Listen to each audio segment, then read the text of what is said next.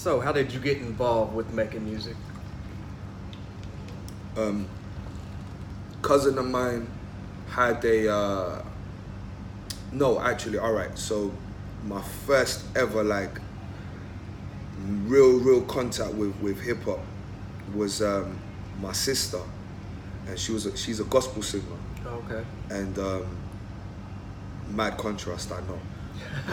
And she's ill too, like, but she was a gospel singer from Africa, and she was making a name for herself as well. So that was my first ever like contact with music.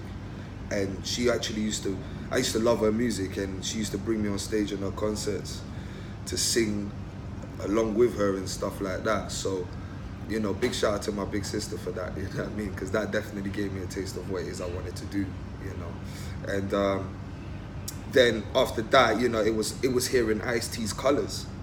That shit was so atmospheric, man. And if you listen to Alligator Skin on Scum, that's where I got that vibe from, man. You know what I mean?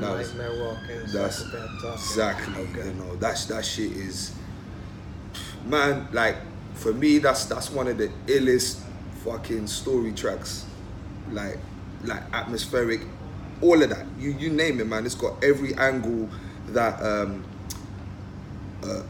art piece needs. You know what I mean? Like. It was an ill track, man. It was an ill track. It was like, for me, that was like how Curtis Mayfield made fucking Superfly soundtrack without even ever seeing Superfly. Gotcha. You know, and for me, that's like the Superfly soundtrack, of all. Like, that's for me, that's the best soundtrack track ever, like, you know what I mean? Like, alongside New Jersey Drive with Mobb Deep and them. Okay. You know what I mean? Like, that's another ill track, you know what I mean, for a soundtrack. But yeah, like that was my first real contact with hip hop, and that shit scared me, man. That's why for me, like, it was the illest song ever, like at the time when I first heard it, you know what I mean? And it definitely inspired me in a sense of like, yo, how can I do something like this? And and then I recall seeing him in like Breaking 2 and shit like that, and Breaking 2, and I was like, whoa, like that's the same dude, like. Right. And it was ill, like seeing that flip, like how he could flip that, you know what I mean? Because he went from that, and it was so underground as well. It was like, that's the father of gangster rap right there, man. You know what I mean? Like, so, yeah, my major respect to Ice-T for that. How would you describe your style? Like I say to everyone, man, flamboyant, rude, very expressive, elegant in some sense, you know what I mean? It's all of that, man. The people I've named that I'm influenced by, I should say, is that, you know what I'm saying? It's hip hop, man. I don't want to say alternative. It's not alternative because it's nothing. I don't want to say it's anything new either. Like, it's just something. It's just a perspective, from something that has been done already, man. You know what I mean? And it's great. It's fucking amazing that someone from London can do that and get appreciated for it. You know what I mean? Because there's a lot of people that have been doing this shit from London and they ain't getting no love like that. So yeah, I'm very appreciative of that. And I love the fans. I love the supporters, 100%. You know what I mean? And everything I do is to make sure that they know that, you know what I'm saying, and they know it's here for as long as possible. It's not stopping. What's your writing process? Do you write or do you wait for the beat and then It's always the beat. It's always the beat. Always the beat. And in fact, funny enough, it's not always the whole beat in terms of like the instrumental. It could just be a simple sound in that beat. Like a recent project I was working on with two other dope MCs. One of the MCs made a beat and there was just one particular sound in that beat, man. Literally, it was like some sci-fi, some Doctor Who type shit, and some Star Trek type of sound, man. And I love sci-fi shit. So I heard that and it reminded me of Kool Keith. And then I just spazzed, like, literally that's my process. Like I listen for that one thing that would inspire me to write, and obviously I've got to have a big biro or a Parker biro, a ballpoint pen. You know, I've got to have one of those two things, and the flow. It's mad, like it's crazy to say it out loud, but for me that's what I need to get me to write like really fast. And if I don't have any of those things, I just write it in my head, and I just spaz, like I just go in, and wherever the lyrics go, like that's it. I do my best not to think about not necessarily not to think about what I'm gonna say, but not to be like overly conscious about it, not to overthink it.